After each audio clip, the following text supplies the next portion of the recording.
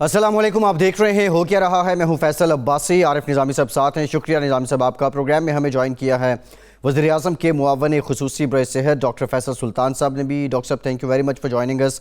आपसे गुफ्तगू करेंगे। ब्रॉडशीट कमीशन की जो रिपोर्ट है वो हुकूमत मंजर आम पर ले आई है और इस रिपोर्ट के मुताबिक फवाद चौधरी साहब ने जो प्रेस ब्रीफिंग दी है उसमें यह बताया गया है कि साबिक सदर आसिफ जरदारी के खिलाफ स्विस केसेस जो हैं वो दोबारा खुल सकते हैं। इसके अलावा 4 लोग और हैं जिनके खिलाफ कार्रवाई जो है उनकी सिफारिश की गई है, जिनमें अहमर बिलाल सूफ़ी साहब भी हैं और दीगर कुछ और लोगों के नाम भी सामने आ रहे हैं। इससे मुतालिक भी बात करेंगे। शेख अजमत सईद ने कहा कि मारगला के दामन में मौजूद गीदड़ जो हैं वो उनको डराते रहे और उनकी गीदड़ भभकियाँ जारी रहीं। अब इस गीदड़ों से क्या मुराद है ये भी आज के प्रोग्राम में हम जानने की कोशिश करेंगे। कैबिनेट मीटिंग हुई कल की, जो इक़्तिसादी राब्ता कमेटी है उसके फ़ैसलों को मुस्तरद किया गया है आज, और भारत से चीनी, कपास और यान इंपोर्ट नहीं की जा रही है। आज की काबीना की मीटिंग में ये फ़ैसला हुआ। लेकिन निज़ामी साहब, मोस्ट इंपॉर्टेंट, पिछले साल जून यानी जून 2020 के बाद हमने देखा कि गुज़श्ता 24 घंटे में 4900 केसेस मुस्बत आए हैं कोरोना के, और पिछले कई दिनों से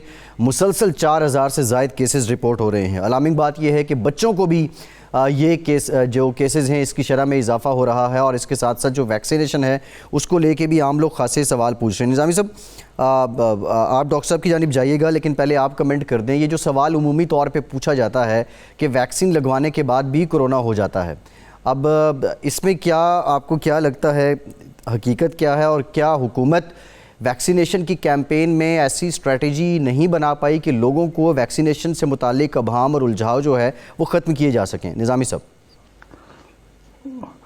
देखिए, अभाम तो है ये कि ये जो 70 साल से ऊपर हजरात हैं उनमें 30% है जिन्होंने लगवाई है, और एक किस्म की जिस तरह पोलियो के बारे में, इसके बारे में भी है था, आहिस्ता आहिस्ता मेरे ख्याल से वो प्रेजुडिस ख़त्म हो रहा है। बाकी डॉक्टर फैसल सुल्तान साहब की मौजूदगी से फ़ायदा उठाते हुए उनसे पूछते हैं कि जी ये डॉक्टर साहब अगर एक दफ़ा लग गई दोनों डोजेज़ तो उसके बाद भी ये इस चीज़ का इम्कान है कि ये इन्फेक्ट कर सकती है?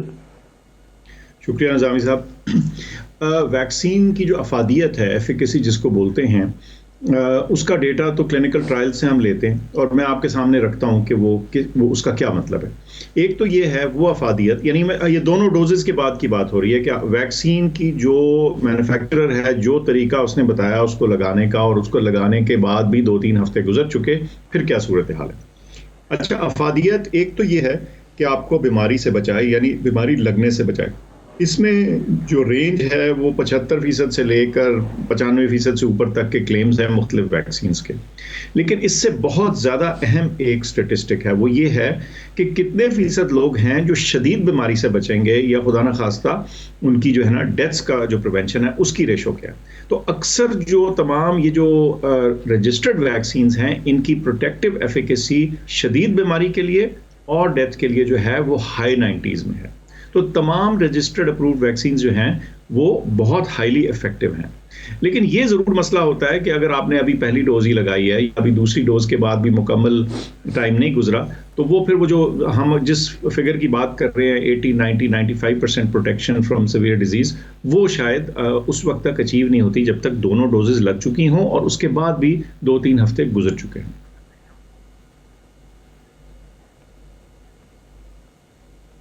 जी ठीक है डॉक्टर साहब। अच्छा, इसके साथ साथ ये जो तीसरी वेव है, एक तो ये बता दें इसका पीक कब एक्सपेक्टेड है, और जो बच्चे हैं उनको बहुत ज़्यादा ये मुतासर कर रहा है, और बच्चों के लिए तो अभी वैक्सीनेशन जो है पूरी दुनिया में कहीं भी शुरू नहीं हुई, तो इसका हल क्या है? ओके जी, पहली बात तो ये कि तीसरी लहर की पीक कब आएगी। मुझे कुछ ऐसे लगता है कि बिल्कुल वो डेजा वू नहीं बोलते, वो गुज़श्ता साल वाली बात शुरू हो रही है। कई दफ़ा लोग पूछते थे तो मैं कहता था कि पीक जो है ना वो तब दिखती है जब रियर व्यू मिरर में नज़र आए, यानी जब पीक गुजर चुकी हो। पहले से पीक बताना ज़रा मुश्किल होता है, लेकिन ये मैं आपको बता सकता हूँ कि अभी तक जो केसेस का अंदाज़ चल रहा है, कोई वाज़े प्लेटो या पीक जो है हमें सामने नज़र नहीं आ रही। तो मैं समझता हूँ कि अभी कुछ टाइम बाकी है, ये लहर इस तरह अभी चलेगी।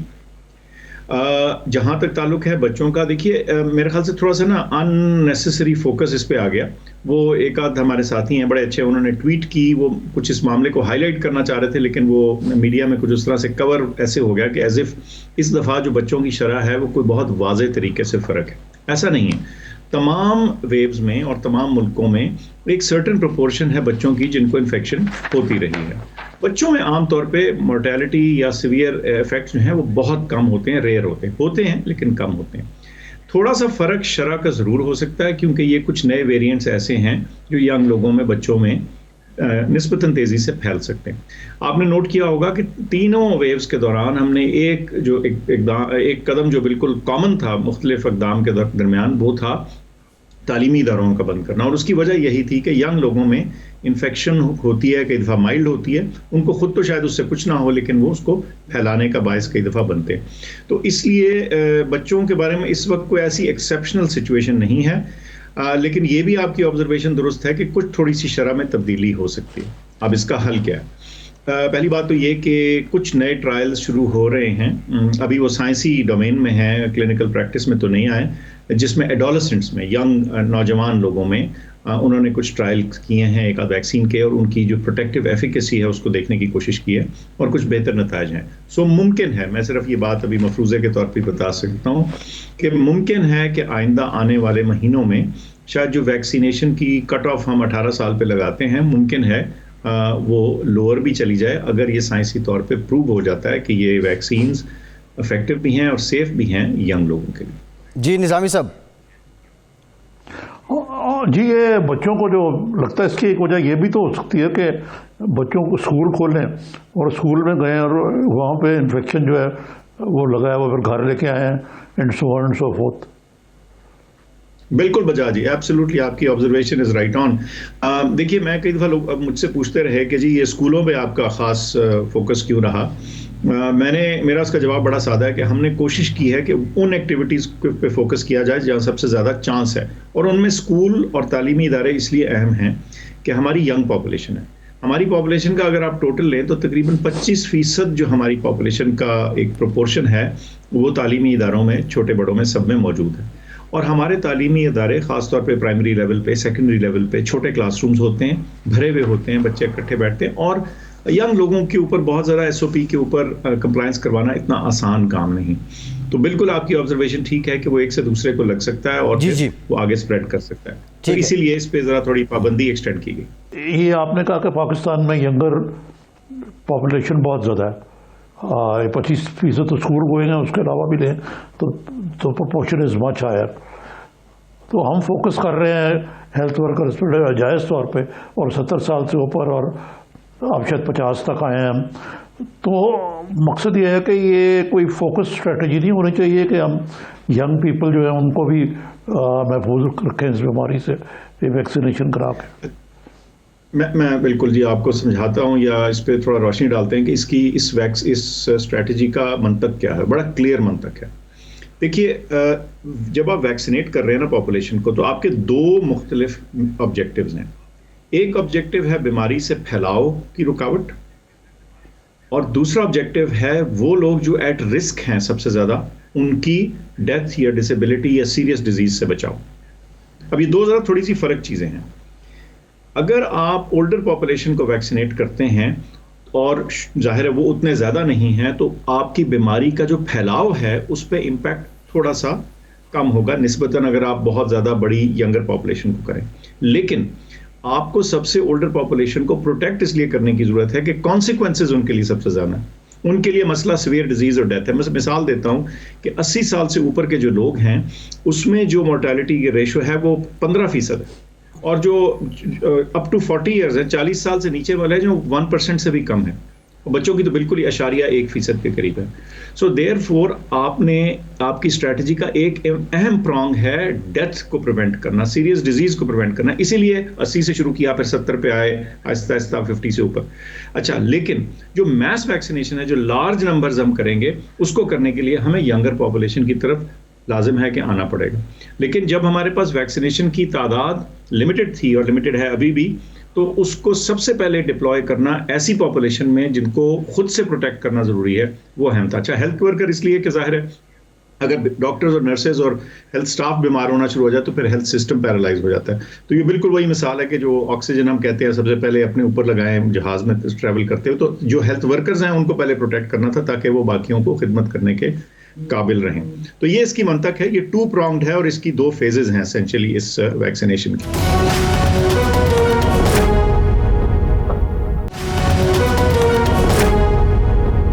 डॉक्टर साहब, अभी तक जो वैक्सीनेशन है, जो वैक्सीन की खुराकें हैं, $25 करोड़ मुख्तस जो किए गए थे हुकूमत पाकिस्तान की जानिब से, उसकी मद में कितनी ख़रीदी गई हैं, कितने ऑर्डर्स हैं जो आपने प्लेस किए हैं, और अगर अगले दो महीने जून तक की हम बात करें तो कितने लोगों को आप वैक्सीन लगा देंगे?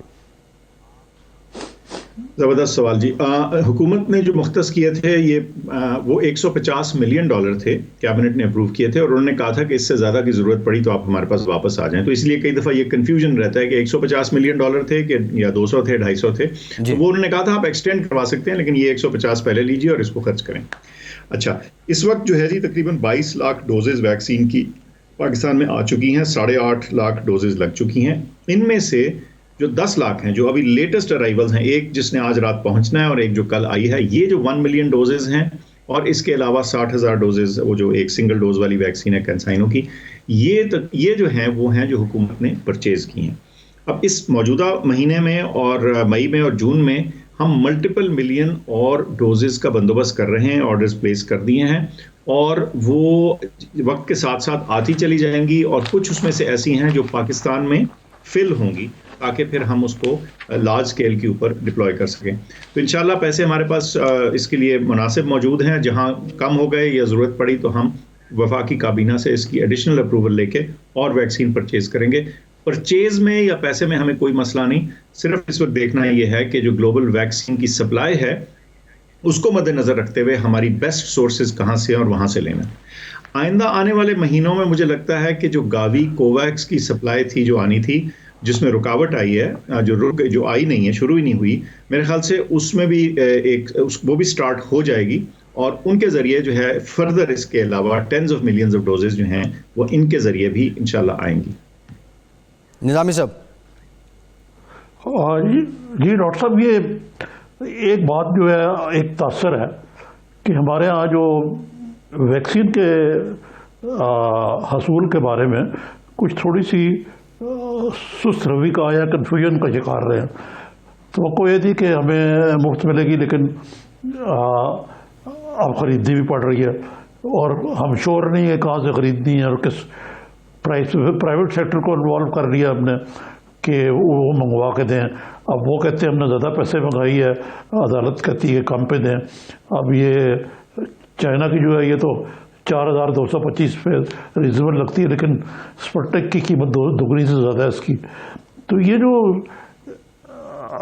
वैक्सीन के बारे में कि एक तो दुनिया में लगी है, तो ये स्टेट ने प्रोवाइड की है, यहाँ पे ये प्राइवेट सेक्टर को भी फैसिलिटी दे दी गई है। दूसरे इस बारे में इतनी डिले क्यों हुई है। तीसरे है कि इसके हवाले से कोई एडवर्टाइजिंग कैंपेन, कोई पब्लिक अवेयरनेस कैंपेन वो नहीं चलाई गई। माफ़ कीजिएगा, यहाँ मीडिया को भी इस्तेमाल नहीं किया गया इस मकसद के लिए। अगर किया जाता तो बहुत बेहतर होता। बिल्कुल निज़ामी साहब, आपकी ऑब्जर्वेशन बड़ी एक्यूरेट हैं इन द सेंस के पहले एक चीज़ ले लेते, पहला जूज़ ले लेते हैं। पहले तो ये मैं कह दूं कि जो हुकूमत की स्ट्रेटजी है वो ये है कि हर आखिरी सिटीज़न को ये प्रोवाइड की जाएगी फ्री ऑफ कॉस्ट। लेकिन जाहिर है हमारे पास इवन एलिजिबल पॉपुलेशन इस वक्त अगर 18 से ऊपर की भी आप तसव्वुर करें तो ये 100 मिलियन से ज़्यादा लोग हैं।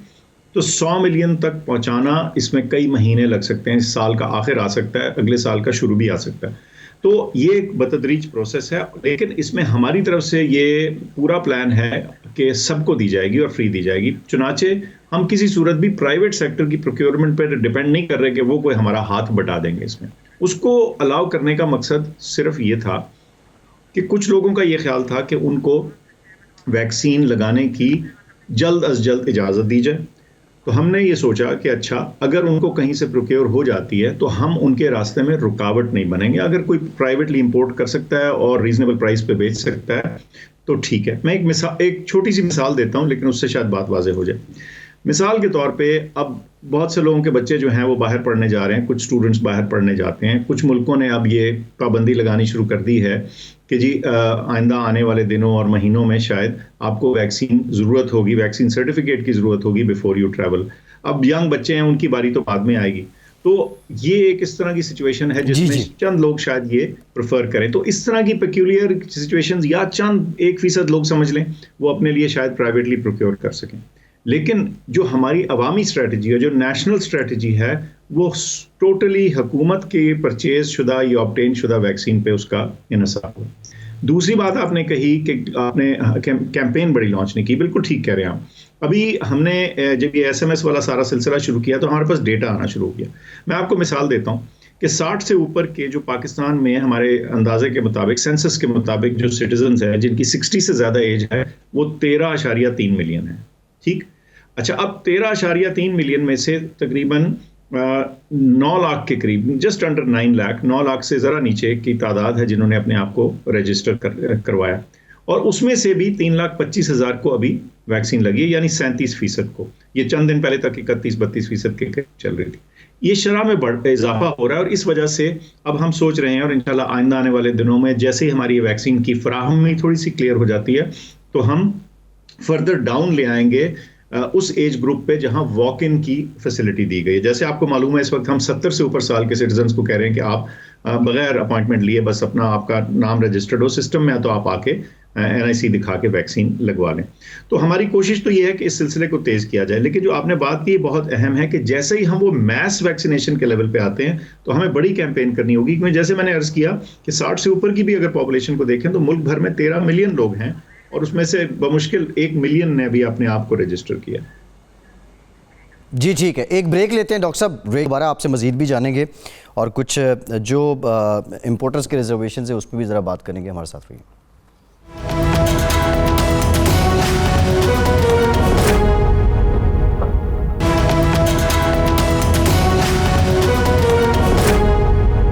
ब्रेक के बाद एक बार फिर से आपको खुशामदीद कहेंगे। डॉक्टर फैसल सुल्तान साहब हमारे साथ मौजूद हैं। डॉक्टर साहब, एक तो ये बताएं कि इसकी कॉन्ट्रा इंडिकेशन क्या है, किन लोगों को ये वैक्सीन नहीं लग सकती, और दूसरा बात शहरी ऐसे हैं 2-2 हफ्ते गुजर गए, उन्होंने खुद को रजिस्टर्ड करवाया लेकिन अभी तक उन्हें इंटीमेट नहीं किया गया कि आप वैक्सीनेशन सेंटर पर आएँ और वैक्सीन लगवाएँ। इसकी क्या रीज़न है?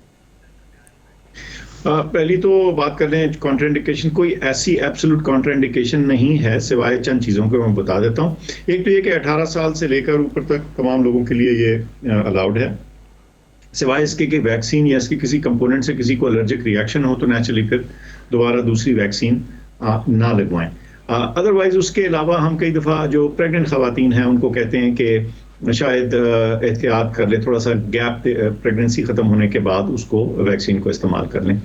अच्छा, जो इसकी स्लो अपटेक है, या चंद लोग जैसे आपने बताया कि वो रजिस्टर करके बैठे हैं उनकी बारी नहीं आ रही है, बिल्कुल उनकी बजा कंप्लेंट है। इसको हम सॉर्ट आउट इस तरह से कर रहे हैं कि अब हम ज़्यादा से ज़्यादा लोग जो 60 से 70 के दरमियान हैं जो रजिस्टर करके बैठे हैं लेकिन उनको अभी तारीख उनका अपॉइंटमेंट का SMS नहीं आ रहा, हम इंक्रीज कर रहे हैं जो नंबर ऑफ पीपल जिनको रोजाना अब ये मैसेज जाएगा। तो अगले चंद दिनों में आप देखेंगे कि कुछ इस शिकायत में कमी आएगी, और अब मैं समझता हूँ कि 2-3 हफ्ते के अंदर हम अपनी ये जो पॉपुलेशन है 60 से 70 वाली जो इंतजार में है इसको। सर 70+ है, अगर कोई 70+ तो वॉक इन है जी, उसमें तो कोई इंतजार की बात ही नहीं हो, तो खुद से जा सकते हैं। जी निजामी साहब। और जी डॉक्टर साहब, ये बताइए कि ये जो वैक्सीन के निज़ाम में थोड़ी सी जो ग्लिचेस आई हैं उसकी एक वजह ये भी है कि नैब के रोल की वजह से जो ड्रैप के अफसरान हैं वो थोड़ा घबराते हैं कि कल को उनको नैब धर लेगी, इसलिए वो ज़रा परे रहते हैं। दूसरा ये है कि ये एमनेस्टी, ये ट्रांसपेरेंसी इंटरनेशनल का क्या रोल है, क्या काम है कि वो ये इसकी वैक्सीनेशन के मामले में दखलअंदाजी करे? ट्रांसपेरेंसी के पहले बता देता हूँ जी, उन्होंने जो एतराज़ात या ऑब्जर्वेशंस की हमने उनको जवाब दिए हैं, उनके साथ फिर उन्होंने कोई जवाब में फिर ख़त लिखा है, उसका भी हम जवाब दे देंगे। बात यह है कि जो वैक्सीन या किसी भी दवा की प्राइस सेटिंग का फार्मूला है वो पाकिस्तान में एक कानून के तहत सेट है, और उसकी जो बेसिस है वो ये है, इसको अगर एक ब्रॉड लेवल पे देखें, बेसिस बड़ी सिंपल है कि जब भी कोई नई दवा आती है तो ये फैसला करना होता है कि भाई ये कितने की बिक सकती है। तो देखा जाता है कि हमारे महल्ले में, हमारे इलाके में, हमारे दाएं बाएं के मुल्कों में ये कितने की बिक रही है, उसको as a reference price use करके उसकी प्राइस एलोकेट कर दी जाती है। कुछ सूरतों में कुछ ऐसी दवाएं होती हैं जो आपके इमीडिएट इलाके में अवेलेबल नहीं होती, तो फिर आप ज़रा दूर देखते हैं, कुछ और मुल्क हैं, अगली एक जोन है, उसको उनसे पता किया जाता है कि वहाँ कितने की मिल रही है। और कई दफ़ा अगर वो भी ना हो और वहाँ से भी क्लियर कोई आंसर ना हो, तो उस सूरत में फिर ये देखते हैं कि जो एक फार्मूला कई दफ़ा इस्तेमाल किया गया वो ये है कि जो उसकी लैंडिंग प्राइस किया था, यानी कितने की वो लाई गई, और उसके ऊपर एक मार्जिन दिया जाता है जिसमें डिस्ट्रीब्यूशन, जो कॉस्ट हैं, जो ट्रेनिंग कॉस्ट है वगैरह, वो निकाल के और कुछ तकरीबन मतलब 7% के करीब उनको प्रॉफिट मार्जिन दिया जाता है, 7%। और फिर उसके अलावा जहां लगनी है दवाई, ये जो जैसे ये है आपकी वैक्सीन, जो वैक्सीन सेंटर लगा रहा है शायद उसको भी कुछ और इजाफी मार्जिन है। तो फार्मूला तो बड़ा सेट है, लेकिन ये आपकी बात ठीक है कि डिसीजन मेकर्स कई दफ़ा इस खौफ से भी घबराते, इस बात से, इस अमर से भी घबराते हैं कि बाद में उनको क्वेश्चन किया जाएगा कि ये इसमें कोई गड़बड़ तो नहीं हुई। तो ये एक नेचुरल सा एलिमेंट आ गया है डिसीजन मेकिंग में, एक तवक्कुफ आ जाता है, मैंने देखा है हमारे डिसीजन मेकर्स में, और अंडरस्टैंडेबल है कि कई दफ़ा वो समझते हैं कि इसका बाद में शायद जवाब देना जो है वो मुश्किल हो जाए और सवालों के ऊपर फर्दर सवाल हों। लेकिन ओवरऑल तरीका खासा क्लियर है, उसमें कोई इतनी मुश्किल चीज़ नहीं है, और अगर उसको एक प्रॉपर तरीके से किया जाए तो मैं नहीं समझता कि इसमें कोई इतना घबराने की ज़रूरत है। अगर ऑनेस्टी के साथ और फेयर इंटेंशन के साथ और प्रॉपर डॉक्यूमेंटेशन के साथ किया जाए तो ये चीज़ मुनासिब तरीके से प्राइसेस फिक्स की जा सकती।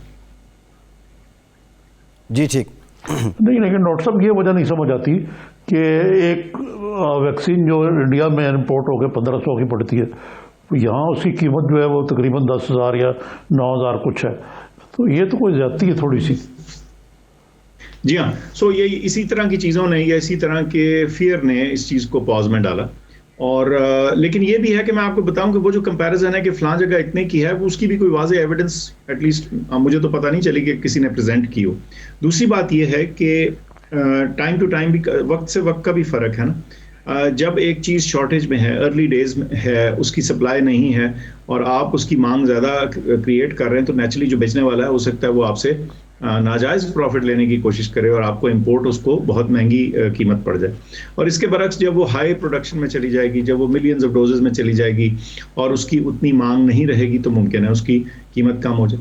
दूसरी बात यह है कि जो बड़ा परचेजर होता है ना, उसको हमेशा नेचुरली प्राइस एडवांटेज होता है। तो अगर एक कंसोर्शियम जैसे कोवैक्स है या जो बड़े मुल्क हैं, जब वो 10 मिलियन या 100 मिलियन या 50 मिलियन डोजेस खरीदते हैं, तो नेचुरली उसकी कीमत उनको फ़र्क मिलेगी बनिस्बत अगर किसी ने जाके कहा जी मुझे 10,000 या 50,000 डोजेस चाहिए, तो जो वॉल्यूम का भी थोड़ा बहुत फ़र्क ज़रूर आ सकता है, लेकिन इतना ज़्यादा नहीं होना चाहिए। ये बात ठीक है। अच्छा, ये भारत से भी आपको इंपोर्ट करने का प्रोग्राम है? सर, भारत का ये चक्कर है कि जो हमारी कोवैक्स की फैसिलिटी है, जिससे हमें तकरीबन 47 मिलियन पॉपुलेशन हमारी जो है, जिसके लिए उन्होंने हमें वादा कर रखा है कि वो डोजेज हमें ख़रीद के देंगे, तो वो मुख्तलिफ सोर्सेज से ख़रीदते हैं, जिसमें एक सोर्स जो है वो एस्ट्राजेनेका की वैक्सीन है, जिसकी एक प्रोडक्शन फैसिलिटी जो है, एक बड़ी प्रोडक्शन फैसिलिटी मैं कहूँगा, वो इंडिया में है। तो मुमकिन है कि जब हमारे पास वैक्सीन आए तो वो उसमें से कुछ वैक्सीन जो है वो इंडिया से प्रोड्यूस होके कोवैक्स ने खरीदी और फिर बरास्ता कोवैक्स मिले, तो ये ज़रूर पॉसिबिलिटी है। ठीक। डॉक्टर साहब, अभी निजामी साहब ने एक बात, डॉक्टर साहब ये क्या ये वजह है कि पंजाब के अंदर बहुत ज़्यादा इसका ये जो तीसरी वेव आई है ये तबाही मचा रहा है, और ये जो रेट है पॉजिटिविटी का वो भी बड़ा हाई है बाकी सूबों के मुकाबले में, तो ये कोई इसका कोई एनालिसिस किया है कि क्यों है और इसका इलाज क्या है? जी बिल्कुल, एनालिसिस बड़ा केयरफुली किया गया। वो ऐसे है कि जब ये वबा फैलती है, तो अमूमी तौर पे इसका जवाब देता हूँ, फिर स्पेसिफिक कुछ। जब ये वबा फैलती है और बहुत बड़ा मुल्क हो, तो लेट्स से पाकिस्तान है पूरा मुल्क, ठीक है, अब 200 मिलियन से ज़्यादा पॉपुलेशन है, मुख्तलिफ प्रोविंसेस हैं, बड़े शहर हैं, छोटे शहर हैं, शहरों के अंदर पूरे पूरे ऐसे इलाके हैं जो कई दूसरे मुल्कों के शहरों से बड़े हैं। तो जो इसका फैलाव है वो यूनिफॉर्म नहीं होता। बसा औकात जब वबा अपना जोर पकड़ती है, आग पकड़ती है, तो वो जो अनजला पोर्शन वहाँ है, जो जिस चीज़ को आग लगा सकती है, यानी जो लोग हैं, जो नॉन इम्यून लोग हैं, उन तक वो फैलती है और कई दफ़ा वो अपना एक सोशल सर्कल जो है उसको इन्फेक्ट करके फिर वो कुछ अरसे के लिए उसको फर्दर स्प्रेड का शायद मौका ना मिले तो कुछ वो स्लो हो जाती है। अच्छा, और ये जो इस आग का फैलाव है, अगर मैं आग की मिसाल दे दूं, वो मुख्तलिफ जगहों में मुख्तलिफ सिचुएशन में चल रहा होता है। मिसाल के तौर पे आज से कुछ हफ्ते पहले जब ये दूसरी लहर ऊपर से नीचे आना शुरू हुई तो फिर एक रुकावट सी आ गई और वो ज़्यादातर नंबर्स जो थे मिसाल के तौर पे उस वक्त वो कराची से आ रहे थे। एक स्टेज पे जो तकरीबन 50% से ज़्यादा जो कंट्रीब्यूशन थी नेशनल नंबर्स में वो कराची से थी।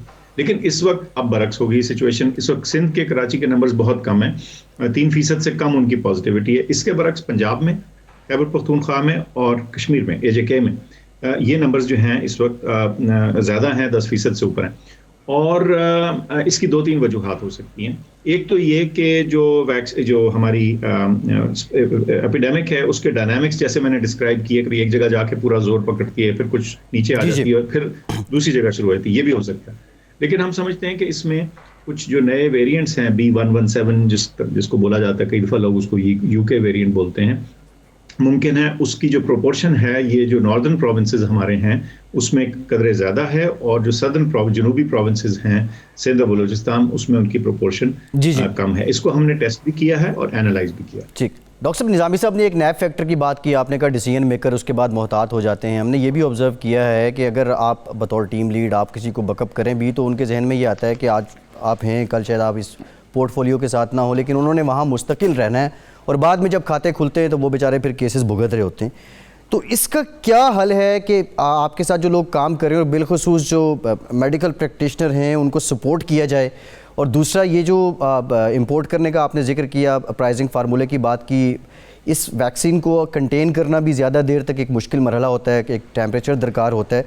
तो आप नहीं समझते कि बैठ के वन विंडो सोल्यूशन इन चीज़ों का निकाल लिया जाए? बहुत ज़रूरी है जी। मैं आपको क्या बताऊं कि जो एक ट्रांसपेरेंट डिसीजन मेकिंग है ना, और ऐसी जिसको कि डिफेंड किया जा सके, बहुत ज़रूरी है। अब इसके 2-3 हिस्से हैं, मैं ज़रा जिक्र करता हूं। पहली चीज़ तो नेक नियति है।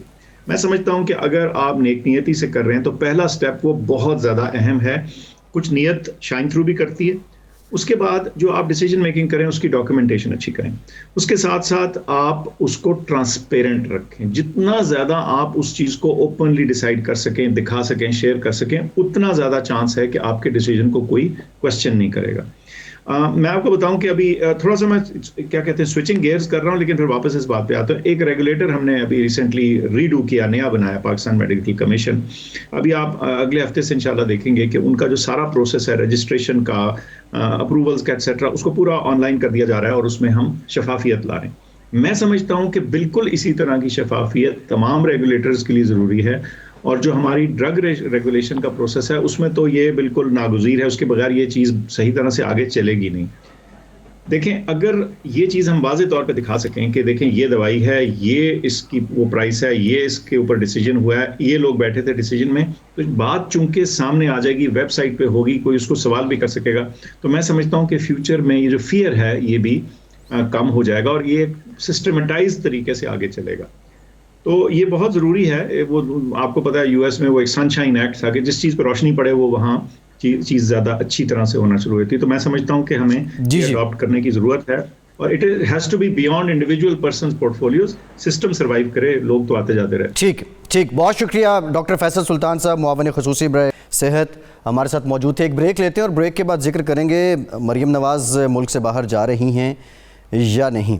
हमारे साथ रहिए।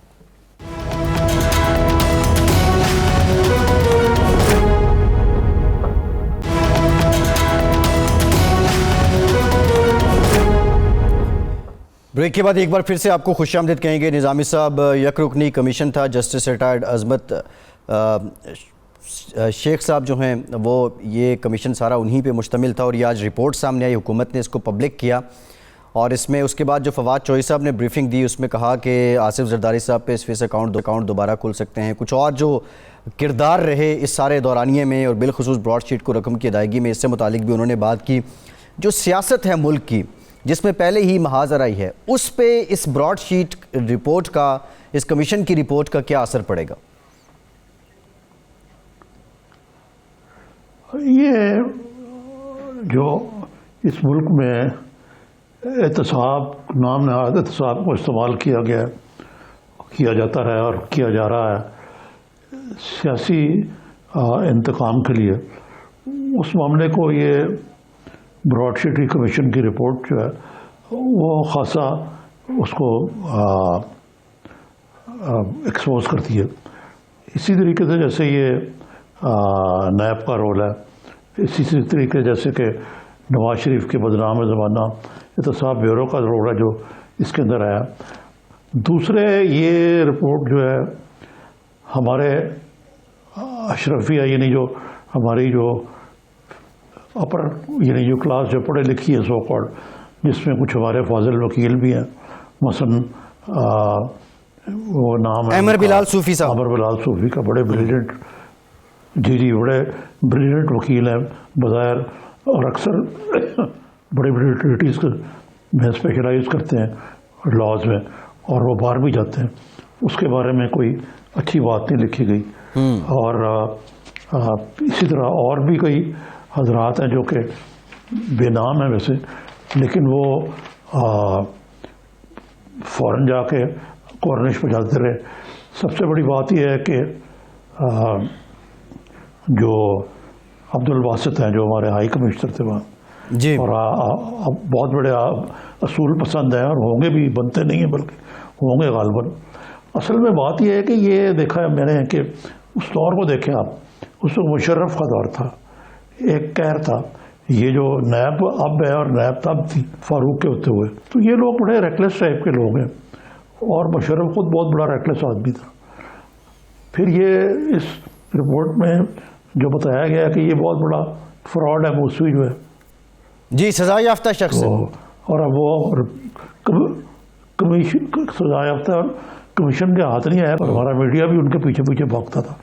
अब वो कमीशन के हाथ नहीं आया वो, तो ये चीज़ें ये देखने वाली हैं कि सिवाय काफ़ी अफसोस मिलने के और कुछ नहीं कहा जा सकता। बाकी जरदारी साहब के ख़िलाफ़ वो कहते हैं कि जी उनके पास सॉलिड एविडेंस है, जो मेरे ख्याल से जज साहब ने कहा कि उन्होंने दिया है।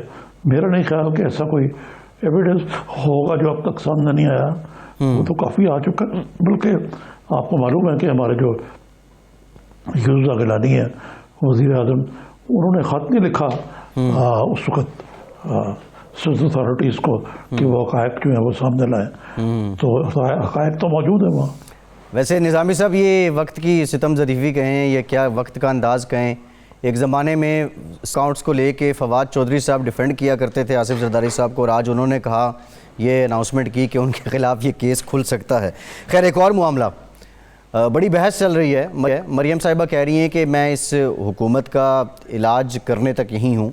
राना सनाउल्लाह साहब ने बिटवीन द लाइंस कहा कि वो इलाज के लिए वो बाहर जा भी सकती हैं और वापस आ भी सकती हैं।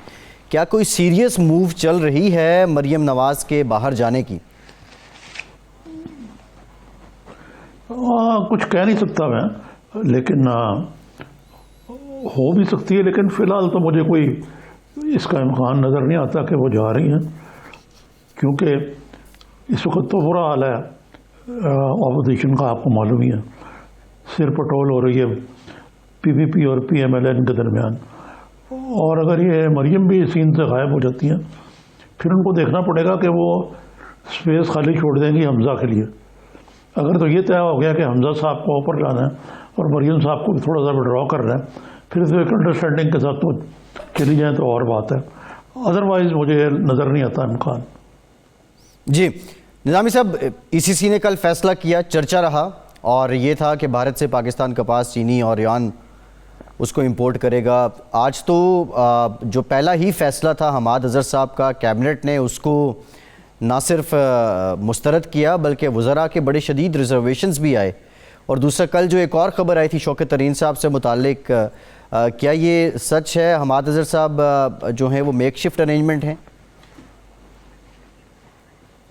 देखें, हमाद अजहर साहब की काफ़ी बेइज्जती हुई आज कि वो कल यानी ईसीसी की मीटिंग के बाद क्या रह जाता है, कल उन्होंने बड़े इत्तेफाक से ऐलान किया कि जनाब ये पाकिस्तान के मफाद में है कि चीनी दस्ती आएगी, कपास आएगी, हमारी क्रैक्सर मिल चलेंगी वगैरह वगैरह। आज उन्हें मुंह की खानी पड़ी कि ये तो सब जो है पाकिस्तान के मफाद के ख़िलाफ़ है और उनकी काफ़ी सुक्की हुई। मज़ीद बरा उन्होंने कल बताया कि इकॉनमी में क्या क्या क्या अच्छा हुआ, जिसमें उन्होंने कहा कि जी करंट अकाउंट सरप्लस, बरामदात वगैरह वगैरह वगैरह, और हाल तक हमारा यूरो बॉन्ड जो है बड़ा सक्सेसफुल रहा। यानी कि गोया उन्होंने ये कहा कि हफीज़ शेख तो बड़ा अच्छा काम कर रहे थे, अगर सारी इकॉनमी ठीक ठाक थी तो, बल्कि ये भी हुआ कि उन्होंने भी कह दिया जो वज़ीर इत्तलात अभी हैं या थे कि जहाँ तक इस बात का तल्लुक़ है कि महंगाई बहुत हो गई, ये भी सही नहीं है, इसलिए उनको हटाया गया।